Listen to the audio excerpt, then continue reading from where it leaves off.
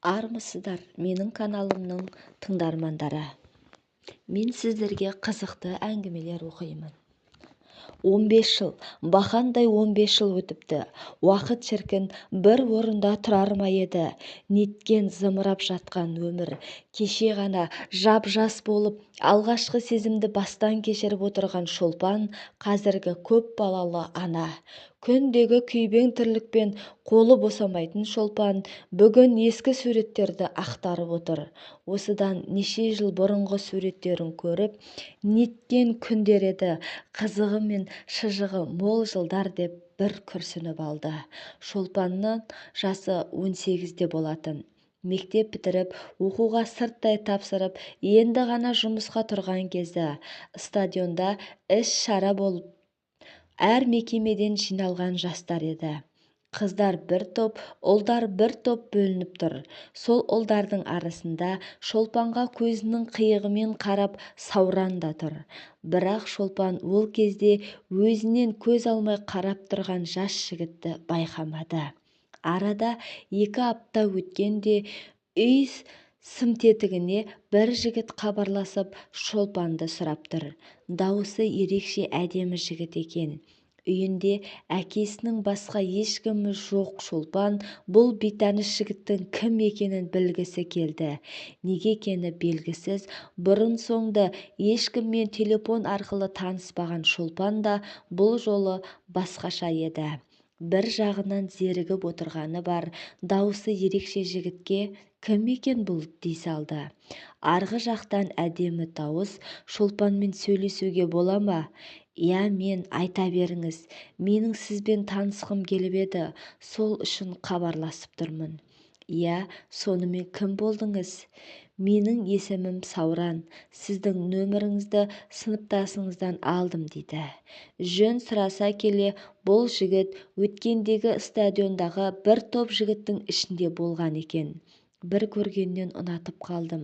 Кім екеніңді сұрастырып, әрең іздеп тауып алдым деп ағынан жарылып отыр. Зерігіп отырған Шолпан да қызық болып тұр, не айтар екен деп. Солай екеуінің таныстығы жалғасын тауып, әңгімесі жарасып кетті. Сауран күнде кешке 9-да хабарласып, 12-де қоятынды әдетке айналдырды. Шолпан Сауранның түрін де көрмеген, бірақ бұл ерекше дауысты кім болды екен деп сұрастырып көрді. Сұрастыра келе, Сауран Шолпанның сыныптасымен бір мекемеде жұмыс жасайтын болып шықты. Өзі бір бақуатты отбасының жалғыз ұлы екен. Түр келбетіне де сурет арқылы көріп алды. Орта бойлы, бидай өңді жігіт екен. Күліп түскен суретін көріп еді, күлгені өзіне жарасатын жылы жүзді екені көрініп тұр. Түр сипатын көргенге ме, хабарласып сөйлескен кезде ескі танысымен әңгіме дүкен құрып отырғандай сезімде болатын. Сөздері де жарасып, күннен күнге бауыр басып жатқанын байқамады да. Күнде хабарласып тұрып, ерекше ықыласымен сөзі Шолпанды өзіне баурап алды. Күнде сөйлессе де Сауран үндемей қалмайтын. Шолпанға айтары көп еді. Ешқашан сөзі таусылған емес. Ағынан жарылып, күні қалай өткенін айтып, Шолпанның да жағдайын сұрап қоятын. Бұл таныстық Шолпанның да көңілін көтеріңкі етіп жүретін. Ертеңіне аяқ асты Сауран Шолпанның жұмысына іздеп келді. Бұлай боларын білмеген Шолпан абдырап қалды.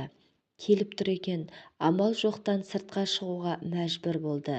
Екі беті қызарып, ұялып қасына барды. Шолпан табиғатынан тұйық, ұялшақ қыз болатын. Шолпанның ұялғанын байқаған Сауран жымиып бір қарады да, телефоннан сөз бермеуші едің, саған не болды деп әзілге бермеді. Расында телефонмен бір бөлек, бетпе-бет мүлдем бөлек екен. Екеуі көп сөйлеспеді, жай амандасып қайта кетті. Бұл тек екеуінің жақыннан бір-бірін көрген кезі болатын. Сауран суреттен қарағанда емес, одан гөрі сымбаттырақ екен.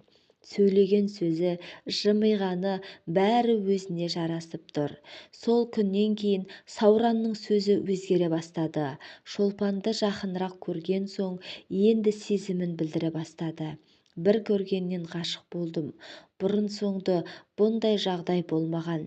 Бір көргеннен ғашық болу жалған деп ойлаушы едім. Жоқ, олай емес екен, ол рас екен дейтін болды. Сауран ешқашан өз сезімін жасырмады. Шолпанның күнде есіне салып отыратын. Өзіңді сүйген қандай бақыт десеңші. Сауран шын мәнінде ғашық еді. Оның қашықтығы алыстан сезінетін. Ол кезде Шолпан қатты түсінбеді. Бірақ қазір қарап отырса, Саурандай Шолпанды ешкім сүймеген. Сауранның екі сөзінің бірі Шолпанды өмір бойына аялап өтемін деуші еді. Шын жақсы көрген адамның махаббаты көзінен көрініп тұратыны рас екен-ау. Шын жақсы көрген адамдар бірін-бірін көзбен түсінеді.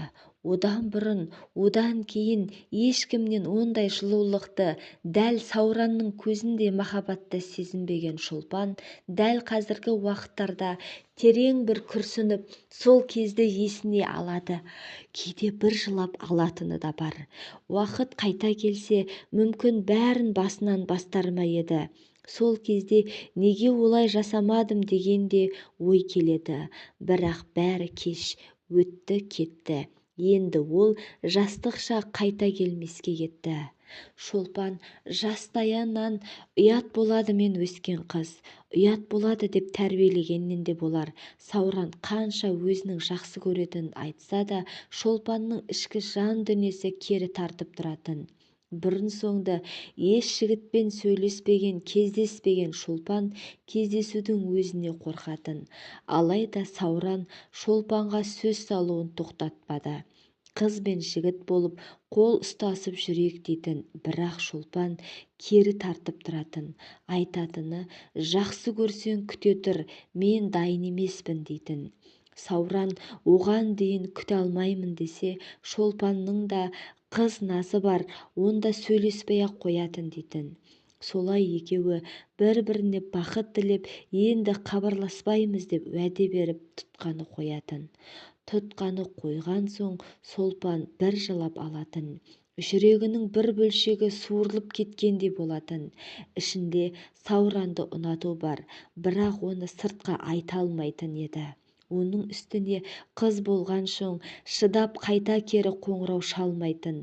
Арада бір апта өтер-өтпес Сауран қайта хабарласатын. Шыдай алмадым. Сенімен сөйлеспесем тұра алмаймын. Ең болмаса кездеспесем де даусыңды естейінші дейтін. Бірақ сөйлескен сайын саған деген сезімім күннен күнге өршіп барады. Мүлдем өз-өзімді игере алмайтындай, сені ұмыта алмайтындай бауыр басып барамын. Не істесем болады деуші еді. Ондай кезде Шолпан да жүгіріп-ақ барғысы келеді, құшақтап алғысы келеді. Бірақ әттең ұялшақтық, қорқақтық басып тұратын. Солай күнде сөйлесу, анда-санда көшеден бір көріп қалу бұлар үшін бір бақыт еді. Міне солай уақыт зымырап өте берді. Уақыт та зымырап, күт деп жүріп-ақ неше жыл болыпты. Сөйлесіп жүргендеріне 5 жылдай болды. Сауранның айтатыны сол баяғы әңгіме. Ешқашан бір сөзінен танған емес, тек сүйемін, жақсы көремін, аялап өтемін дейтін. Сауранның айтатыны сол баяғы әңгіме. Тек жақсы көрем, аялап өтем. Мына қысқа өмірде өз сүйгеніңе қосылу қандай бақыт, екеуміз бақытты болсақ екен дейтін. Шолпанның да сыртқа шығармаса да, ішінен тілейтіні бірге болса, бақытты болсам деп армандайтын. Уақыт зымырап өз дегенін жасай берді. Бір күні Шолпан жұмыста отырған сол танысына қызы жүгіріп келді. Қалайша отырсың, Сауран кетіп барады екен ғой, білесің бе деді. Қайда? Астанаға. Қойшы, жай әңгіме болу керек. Жоқ, расымен солай екен деді. Не сенерін, не сенбесін білмеген шолпан сол жерде отыра қалып жылады. Бұлай жасағаны несі, неге айтпады екен? Менімен 5 жылдай жай сөйлескеніме деген неше түрлі ой келді.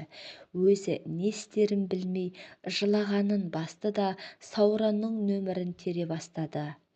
Арғы шеттен өзіне таныс жылы дауыс «Алло» деп тұр. Шолпан амандаспаған күйі «Неге айтпадың?» «Нені?» «Кетіп бара жатқаныңды қайдан естіп қойдың?» «Кешкісін айтамын деп отыр едім. Резюме тастағанмын, енді хабар келді. Саған айтып үлгермедім. 10 күннен кейін жолға шығамын деді». «Сені бүгін кетіп бара жатыр деп естідім ғой». «Олай емес, бүгін енді хабар келді. Осы адамдар қайдан естіп қояды екен деп арасында күліп алды.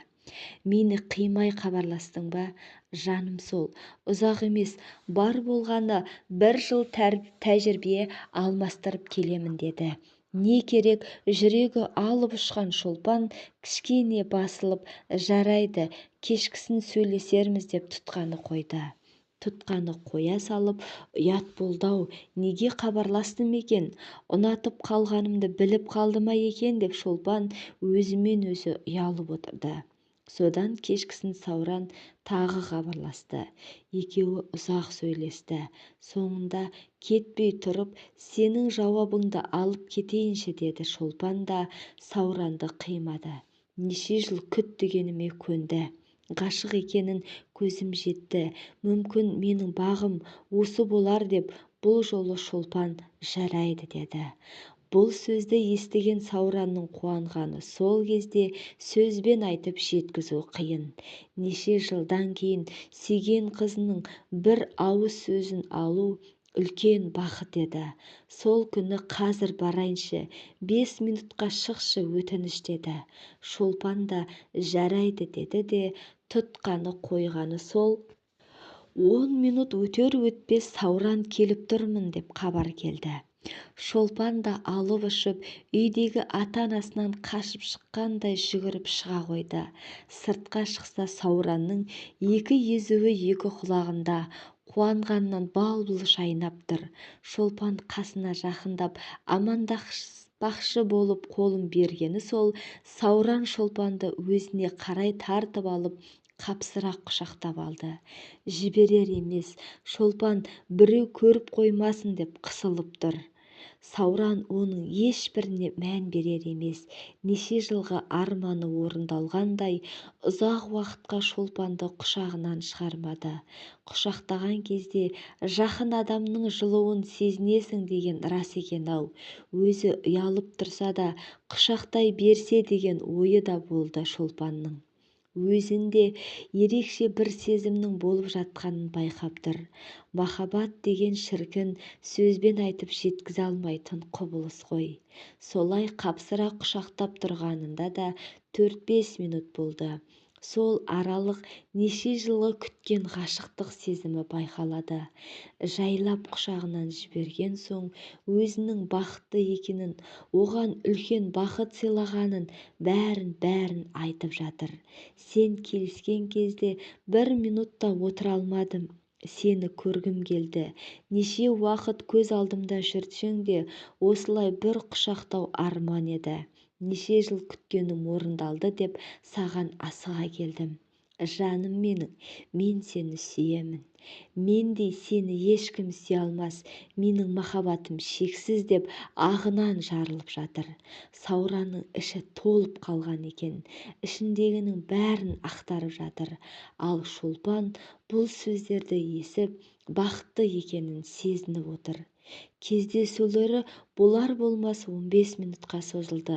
Шолпан үйдегілер іздеп қалмасын деп қайта үйіне кірді. Артынан қимай Сауранға қарап тұрды. Арада бір уақыт өткен соң Сауран аяқ астынан кететін болды. Әкесі билетті ертерек алып қойған екен. Барып орнығамын дегенше уақыт өтіп кетеді деп. Кетер күні Сауран Шолпанның жұмысына келді. Өзінің аяқ асты кетіп бара жатқанын ескертіп кетуі үшін келіпті. Келді де Шолпанға ұзақ қарап, қолынан қысып кетті. Құшақтағым келіп тұр. Әттең, саған сөз келе ме деп, жұмыстағыларыңнан ұялып тұрмын деп, өзін әрең ұстап құшақтасып кетті. Сауран кеткеннен Шолпанның көңіл күйі бұзылып, қимастық сезім болып, оңаша отырып, әбден жылап алды. Сауран кеткеннен Шолпанның көңіл күйі болмады. Еш басылар емес, өзін әрең тоқтатты. Не керек, Сауран Астанаға барып, орналасып, жұмысқа кірісіп кетті. Уәдесінде тұрып, күнде кешкісін хабарласып тұрды. Әдеттегідей ғашықтар тұтқаны қимай қоятын. Бастапқы жарты жыл күнде хабарласу болып кетті. Сауран соңғы уақытта 2-3 күнде хабарласатынды шығарды. Шолпан күнде Сауранды күтіп отыратын. Әбден бауыр басып қалған Шолпанға 2-3 күн өте ұзақ еді. Кейде шыдай алмай Сауранға өзі хабарласатынды шығарды. Сауран кейде хабарласуға қаражат болмады десе, кейде жолдастарымен кешкі серуенде жүретін. Қасынан қыздардың даусы шықса, Сауранды қызғанып қалатын. Бірақ онысын білдіртпей, жарайды, хабарласармын сосын деп тұтқаны қоятын. Қоя салып, қайта жылайтын. Мені ұмытайын деді ме, қалаға барып басқа қыздарды көріп, маған деген сезімі өше бастады ма дейтін. Соңғы уақытта Шолпан көп жылап жүр. Біресе өзінің ойы маза бермесе, біресе қасында қызметтес болып жүрген қыз маза бермеді. Айтатыны, Сауранның атастырған қызы бар екен. Астанада тұрады. Сонда екеуі кездесіп жүр екен. Өте бай жердің қызы. Келесі жылы үйленеді екен дейтін. Бұл сөзінен кейін Сауранның сөзі еске түсетін. Ең алғашқы танысқанда, мен ең әдемі қызға, немесе ең бай қызға үйленемін деген сөзі бар еді. Сол сөзі қайта-қайта есіне түсе берді. Мүмкін бай болғысы келген болар. Мейлі, арманы орындалсын деді. Өзін қанша қиналса да, ұстап түні бойы жылаумен Шолпан соңғы уақытта хабарласуды қойды. Кейде Сауранның даусын қатты естігісі келсе, құрбысының телефонымен хабарласып, шатасып кетіппін дей салатын. Басында қанша қиналса да, соңында өзін жеңді. Неше айдан бері жылағаны басылды. Өз-өзін сендірді. Менің бағым емес екен, күтпе, керегі жоқ, өйткені ол басқаныкі, басқаға үйленбекші. Сол үшін де хабарсыз кетті. Сенсіз де оның өмірі керемет деп өзін алдады. Барлығы расында солай сияқты еді, өйткені Сауранда хабарсыз кеткен еді. Арада тағы 5-6 ай өтті.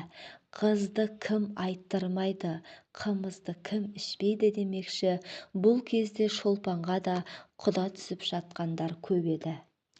Шолпанның ата-анасы өз ақылдарын айтып отыратын. Қызым, жасың болса тұрмыс құратын жасқа жетті. Ертерек тұрмыс құр, таңдап жүре берме, уақыт деген тез өтеді де шығады. Қыз бала өмірге тұрмыс құрып, балалы болу үшін келген. Жас кезінде бәрінің өз теңіңді тауған жақсы деді. Ондай кезде Шолпан ойланып қалатын. Расында, жасым 25-ке келді. Сыныптастардың жартысынан көбі тұрмыс құрып кішкентайлары бар. Бұлай жүре бергенім жарамас деп ойлайтын. Солай жүргенде қазіргі жолдасы Арманмен танысты. Өзі сымбатты, ақ көңіл жігіт еді. Арман да Шолпанды әлеуметтік желіде суретін көріп ұнатқан екен. Арада көп уақыт өтпей бір шоқ гүлімен келіп жақынырақ танысып кетті. Шолпан Арманды көре салып, жаман адам емес екен деп ойлады да қойды. Көп ұзамай Арман хабарласуын тоқтатпады. Шолпаннан тұрмысқа шығуын өтінді. Бақытты етемін, алақаныма салып өтемін деп жүрді. Шолпан көп ойланды. Сауранмен неше жыл сөйлесіп, соңы жақсы аяқталмағаны бар. Барлығын ой елегінен өткізіп, уақыт өткізбей, Арманды көп күттірмейін деп Арманға келісімін берді. бірақ соңғы уақытқа дейін ойы шашыраңқы болды. Бір ойы Сауранды күтсе, екінші ойы болды, ол келмейді. Осы уақытқа дейін хабарласатын еді деп ойлады. Сонымен келісіп, тойға қызу дайындалып кетті. Екі жақ кездесіп, келесі ай Шолпанды ұзату тойы белгіленіп қойды. Жұмысын тұрмысқа шыққанша реттеп кетейін деп отырған Шолпанның телефоны шырылдап кетті. Өзі селк ете қалған Шолпанға белгісіз нөмір хабарласқан екен. Тұтқаны көтергені сол, алло деген таныс дауыс шыға келді. Шолпанның денесінде бір тоқ жүріп өткендей болды. Неше ай өтсе де дауысы сол қалпы, сол бір сөзбен өзінің неше жылы көз алдынан өте шықты. Қалай ғашық болып бауыр басқаны, қалай ұйқысыз жылаумен өткені, барлығы да көз алдына лентаға ұқсап өте берді. Ештеңе білдірместен, «Я, тыңдап тұрмын» деді. «Танымадың ба?» «Жоқ, кім екен?» «Мен ғой, Сауран». «Я, неге хабарластың?» «Даусыңды естігім келді, сені көргім келді, мен қайтып келдім» деді. «Неге келдің? Неше уақыт хабарсыз кетіп, келген соң ғана іздеп тұрмысың?» «Жоқ, сені бір сәтке есімнен шығарғаным жоқ. Жағдай солай болып қалды». «Не жағдай? Неше ай хабарсыз кететіндей не болды? Осынша уақыт ішінде бір хабарласып жағдайыңды айтсаң болмас па еді?» «Оның бәрін кездескенде айтармын». «Бәрі кеш, енді кездеспейміз де». «Неге?» «Тұрмысқа шығамын». «Той күнім белгіленіп қойды. Енді мазалама». «Мен өзімді әрең жинақтадым. Сені ұмытамын деп өзім қиналдым. Енді соның барлығын қайта басынан кешкім келмейді» деді. «Ренжімеші, олай болады деп ойламадым. Маған тұрмысқа шықшы, бақытты боламыз» деді. Бірақ бәрі тым кеш еді. Той күні белгілі, қонақтар шақырулы, енді қайтарға жол жоқ. «Жоқ, болмайды. Мен ата-анамды жерге қаратқым келмейді. Мүмкін екеуміздің жолымыз екі бөлек болған шығар. Мүмкін бізге бірге болуды жазбаған шығар. Бірге болуды жазса, осынша жыл жүрмес едік, ретін тауып қосылар едік. Өз жартыңды тауып бақытты бол» деді. «Жоқ, олай етпеші. Мен сияқты сені ешкім сүйе алмайды. Мейлі, сен сияқты болмаса да, оны да алда көрермін. Өткен кез өтті, кетті. Болды, артқа кері шегіне алмаймын. Сау бол» деп тұтқаны қоя салды. Артынан қайта хабарласып еді, нөмірін бұғаттап тастады. Неше жыл бауыр басып, ғашық болған жан басқа болады ғой. Шолпанның іші алай-дүлей болса да, Сауранның хабарсыз кеткенін есіне алып, неше түнін жылаумен өткізген кезін еске алады. Бәрін қайта басынан кешкісі келеді. Араға ай салып, Шолпан тұрмыс құрды. Дүркіреп тұрып той болды. Жолдасы Арман да өз ойындағыдай шықты. Бір сөзді, еш артық қылығы жоқ жан екен. Шолпанды өздігінше жақсы көреді. Не ішемін, не киемін демеді, жағдайын жасап отырды. Араларында балалары болып, үлкен отбасыға айналды. Шолпан Сауранды сол күйі көрмеді. Кейде өзі оңаша қалғанда, жас кездегі суреттерін көрсе, алғашқы махаббаты есіне түседі. Бір күліп, бір күрсініп алады. Мүмкін Сауранға шыққанымда басқаша болар ма еді, өмірім тіпті басқа арнаға бұрыла ма еді дейді. Алғашқы махаббат қашанда ыстық қой, естен кетпестей. Бір оқиға болып жүректің бір түкпірінде жатыр. Барлығында алғашқы махаббаттың қызығы мен шыжығы болған шығар. Сауранның жағдайына келер болсақ, Шолпан тұрмыс құрған соң 2 айдан кейін анасының айтуымен бір дөкейдің қызына үйленді. Көп ұзамай мінездері жараспады ма, әлде басқа жағдай болар, екеуі ажырасып кетті. Қазір екінші келіншегі, ортасында баласы бар. Мүмкін бақытты өмір сүріп жатқан болар.